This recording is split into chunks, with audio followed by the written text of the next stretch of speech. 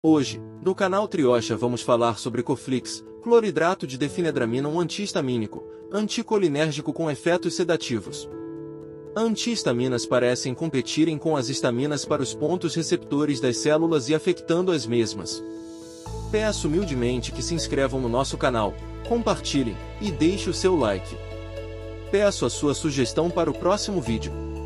Composição: cada 5 ml contém cloridrato de difenidramina BP 14,08 mg, cloreto de amônia BP 138,00 mg, citrato de sódio BP 57,03 mg, mentol USP 0,90 mg, corantes, aromatizantes excipientes.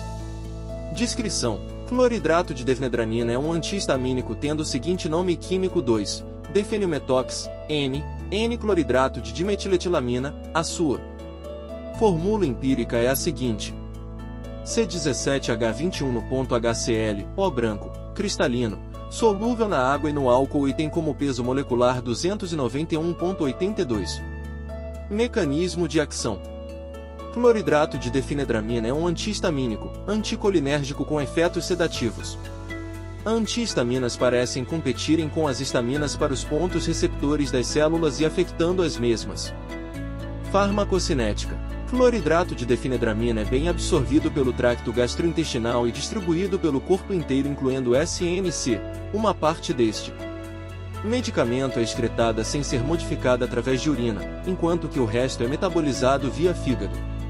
Indicações terapêuticas: cloridrato de difenidramina é um antihistamínico usado para o tratamento de doenças alérgicas como a febre de feno, rinite alérgica, urticária, angiodema, dermatite atópica, dermatite de contato, alergia gastrointestinal, prurido, alergias físicas, reações no local de injecção, reações de preparados terapêuticos e reações alérgicas das transfusões. Alívio sintomático de rinite alérgica perennial e sazonal, rinite vasomotora e conjuntivite alérgicas das transfusões.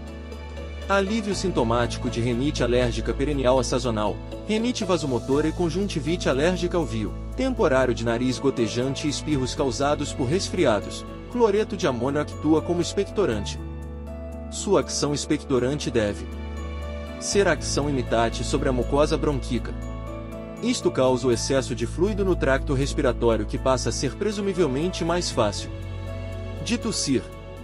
Posologia e molde de administração: crianças menores de 2 anos, consulte o seu médico ou farmacêutico. Crianças maiores de 2 anos, 1 colher de chá, 5 ml, em cada 4 horas. Adultos, 2 colheres de chá, 10 ml, em cada 4 horas. Agitar antes de usar. Contraindicações: hipersensibilidade a qualquer dos componentes deste composto.